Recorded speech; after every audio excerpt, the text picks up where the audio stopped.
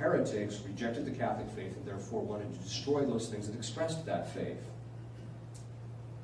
To destroy a monument without sufficient reason or in order to get something greater is unjust to God, because we are detracting from that which manifests His glory.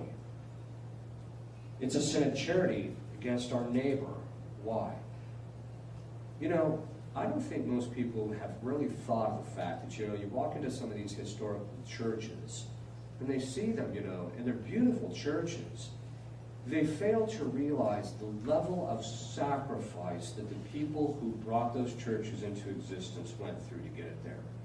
You hear stories all the time about how men who used to do hard labor would give up their money that they would use to buy their lunch in order for it. I mean, we're talking just pennies that they would give. And they took it upon themselves as being proud that they were actually able to give those few pennies for the sake of the church. And then people just come along and gut it like it's nothing. And then they spend the patrimony of the church. It's a sin against charity to our neighbor. Why? Because these things are designed to help people save their souls. The reason you have a beautiful church, the reason you have a beautiful liturgy, the reason you have all this stuff is so that, and the reason you pass on the monuments intact is so that people have the greatest knowledge and the greatest motivation in order to save their souls. When you get rid of that, how is that charitable? Charity is what? Love of neighbor, love of God and love of neighbor for the sake of God. If you really love your neighbor, you're not going to want to remove from him the elements of sanctification that are going to help him save his soul. You're not going to do that. You're going to give him what he needs. It's a kind of robbery to the subsequent generation. Not only of the church, but also the missiles as well. Which brings up an interesting point.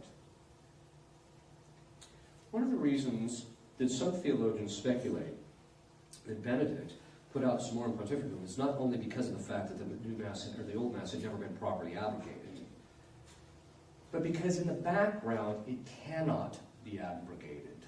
Now, here I'm not talking just about quo primum, which, if you read quo primum, it seems to indicate that the Pope is saying that this Mass is in perpetuity, and every priest ordained in the Roman Rite has a right to say this form of the liturgy. I'm putting aside that question. I'm talking about a theological discussion that was had before the Second Vatican Council and for some time, that when the apostles inaugurated the ritual, and that ritual was then passed on from generation to generation, that whoever was baptized into that specific rite, once he was ordained, he had a right to say that form of the liturgy.